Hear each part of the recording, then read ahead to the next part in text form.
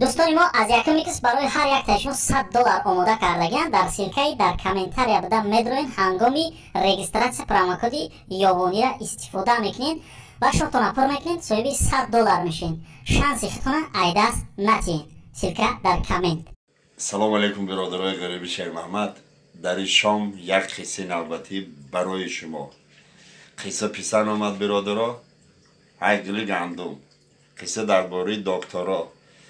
سحر روز در کابینه تک تک میشه. دکتر مخزومی میکنه یک کامپیوتر پیر 98 دای 10 دای. سلام علیکم بچه جان. مرا سلامتی موقع خوب نیست. من 98 داشیدم. حالی هم دخترم. این روز پگم میمرم $100 میتیم تا بگی یکم بلا و بتر که دکتر هم خیلی نگاه میکنه کامپیوتر میبینه و شایسترش میره دلش نمیشه.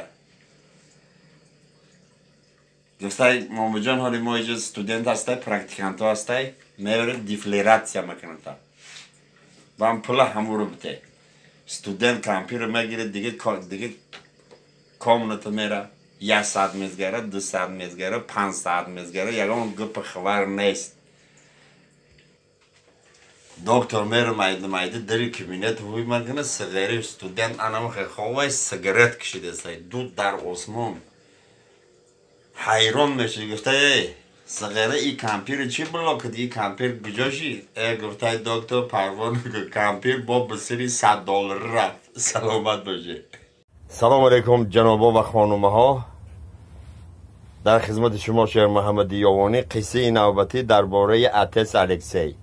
مرحبا. اتس الکسی سحر همون سرک فکش در رو چین که داش داره خیلی همون کس میبیه یک کامپیر در دست اساچه تق تق تق تق مایده دری سرکفته میرسه. اتس الکسی سلام علیکم سلام علیکم چه خدمت کنید توی اتس الکسی بچه جان همه سقچی ما 3 روز پیش مرد. ما ویر رنگ دخترم دوست می داشتم. نمیشه در حقی همو یک کلکلچک بزنی یکان چی بخوانی در حقی همو سگ.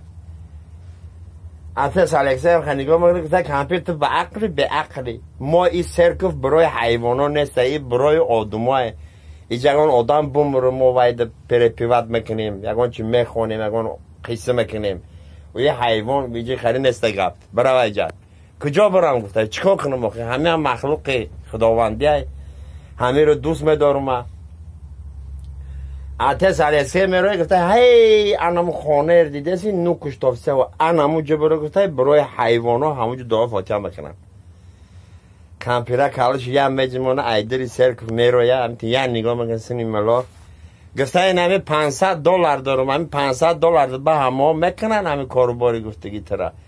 اتس الکسی پول میبینه چه مگه او ایجا بیا بگرد بیا بعد تو نمیگی آخه تر سکتم خریستیانی نه. سربلند باشه برادرها. سیلکی در پایان بدگی دروین خوشی های زندگی رو میفهمین. مرحبا.